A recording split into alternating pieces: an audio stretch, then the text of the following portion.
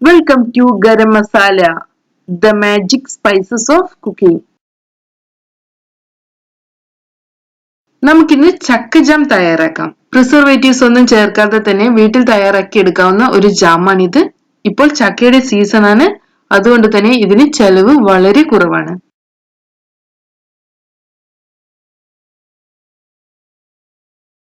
ഇതിനുവേണ്ടി നമുക്ക് ചക്ക എടുക്കാം. ഇവിടെ ഞാൻ എടുത്തിട്ടുള്ളത് വരിക്ക ചക്കയാണ്. ഇതിന്റെ കുരു എല്ലാം കളഞ്ഞ് ചോപ്പ് ചെയ്തെടുക്കണം. ഇത് 1/2 കിലോ ചക്കയുണ്ട്. നമുക്കിതിനെ ഒരു പാനിലോട്ട് എടുക്കാം. ഇതിലോട്ട് നമുക്ക് 1/2 കപ്പ് വെള്ളം കൂടെ ഒഴിക്കാം. ഇനി ഇതിനെ നമുക്ക് അടച്ചു വെച്ച് വേവിച്ചെടുക്കണം. ഈ ചക്ക നന്നായി വെന്ത് വരണം. ഇപ്പോൾ നമ്മുടെ ചക്ക വെന്ത് വന്നിട്ടുണ്ട്. ഇനി നമുക്ക് ഫ്ലെയിം ഓഫ് ചെയ്യാം. തണുത്തതിന് ശേഷം നമുക്കിതിനെ നന്നായി അരച്ചെടുക്കാം. വെള്ളമൊന്നും ചേർക്കാതെ തന്നെ അരച്ചെടുക്കണം.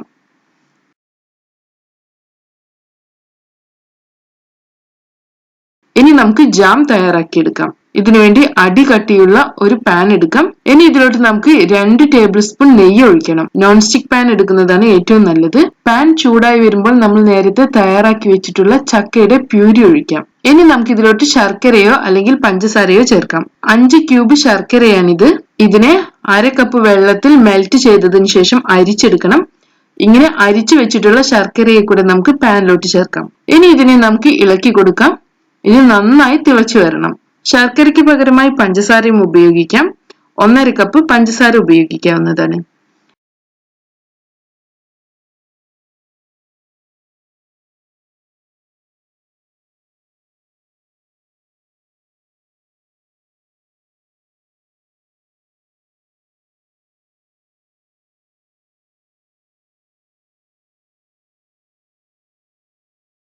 നന്നായി തിളച്ചു വരുമ്പോൾ നമുക്ക് ഫ്ലെയിം കുറച്ച് വെക്കാം.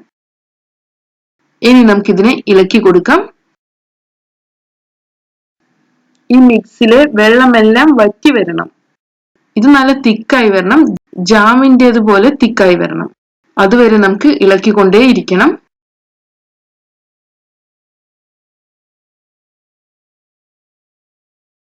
ഇപ്പോൾ നമ്മുടെ ചക്ക ജാം പാനിൽ നിന്നും വിട്ടുവരുന്നുണ്ട്. ഇതാണ് നമ്മുടെ ജാമിന്റെ പരുവം. ഇനി നമുക്ക് ഫ്ലെയിം ഓഫ് ചെയ്യാം. ഇപ്പോൾ നമ്മുടെ ജാം തണുത്ത് വന്നിട്ടുണ്ട്.